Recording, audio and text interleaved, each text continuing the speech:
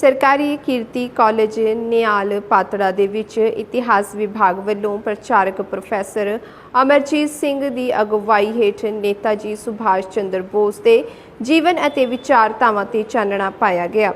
इस दौरान इतिहास विभाग के प्रोफैसर बलकार सिंह ने मुख मेहमान का स्वागत भी किया अते सुभाष चंद्र बोस जी के जीवन ते प्रकाश पाया।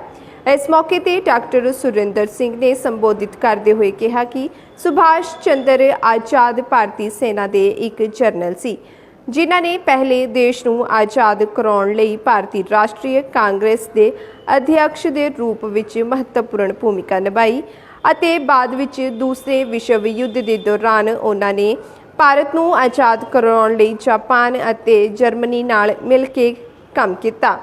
अंग्रेजी शासन तो आज़ाद कराउण लई वड्डी लड़ाई लड़ी।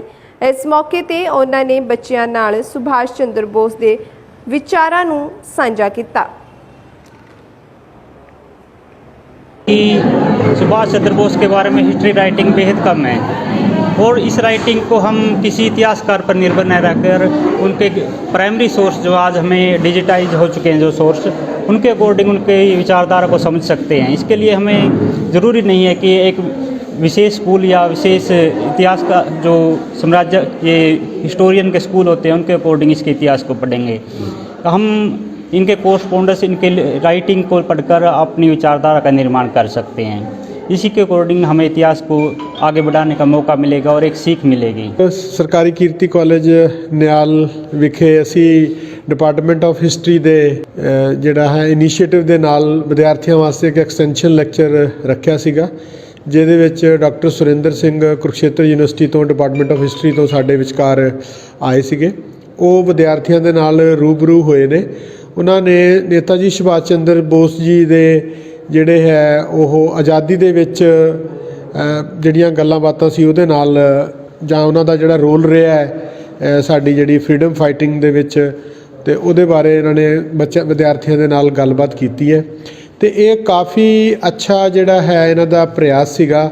ਬਹੁਤ ਸਾਰੀਆਂ ਗੱਲਾਂ ਇਹਨਾਂ ਨੇ ਕੀਤੀਆਂ ਨੇ ਜਿਹੜੀਆਂ ਨਾਰਮਲੀ ਸਾਨੂੰ ਬੁੱਕਸ ਵਿੱਚੋਂ ਜਾਂ ਅਦਰਵਾਈਜ਼ ਨਹੀਂ ਮਿਲਦੀਆਂ। ਉਹਦਾ ਜਿਹੜਾ ਪਹਿਲੂ ਸੀਗਾ ਕਿ ਉਹ ਕਿਸ ਤਰੀਕੇ ਦੇ ਨਾਲ ਜਿਹੜਾ ਹੈ ਉਹ ਇੰਡੀਅਨ ਨੈਸ਼ਨਲ ਕਾਂਗਰਸ ਦੇ ਵਿੱਚ ਪਹਿਲਾਂ ਰਹੇ, ਫਿਰ ਉਹਨਾਂ ਨੇ ਫਾਰਵਰਡ ਬਲਾਕ ਬਣਾਇਆ, ਇੱਕ ਇੰਡੀਅਨ ਨੈਸ਼ਨਲ ਆਰਮੀ ਦਾ ਜਿਹੜਾ ਹੈ ਉਹ ਸੰਗਠਨ ਕੀਤਾ ਕਿ ਉਹਨਾਂ ਦਾ ਮੇਨ ਮੁੱਦਾ ਤਾਂ ਸੀਗਾ ਕਿ for the freedom of India ਤੇ ਉਸ ਵਾਸਤੇ ਜਿਹੜੇ ਉਹਨਾਂ ਦੇ ਪ੍ਰਯਾਸ ਸੀਗੇ ਤੇ ਉਹ ਪ੍ਰਯਾਸ ਕਰਦੇ ਹੋਏ ਉਹਨਾਂ ਦੇ ਨਾਲ ਕੋਈ ਕਿਸੇ ਤਰ੍ਹਾਂ ਦੀ ਜਾਂ ਕੋਈ ਜਿਹੜੀਆਂ ਦੂਸਰੇ ਪੰਥ ਸੀਗੇ ਉਹਨਾਂ ਦੇ ਨਾਲ ਕੋਈ ਇਹਨਾਂ ਦੀਆਂ ਕੰਟਰੋਵਰਸੀਜ਼ ਰਹੀਆਂ ਜਾਂ ਕੋਈ ਇਸ ਮੁੱਦਿਆਂ ਦੇ ਉੱਤੇ ਜਿਹੜਾ ਇਹਨਾਂ ਨੇ ਚਾਨਣਾ ਪਾਇਆ। जो नेताजी सुभाष चंद्र बोस है कहीं ना कहीं अगर हम सिलेबस की तरफ से देखें या वैसे किताबों में देखें तो उसको थोड़ा सा छुपाया जाता है।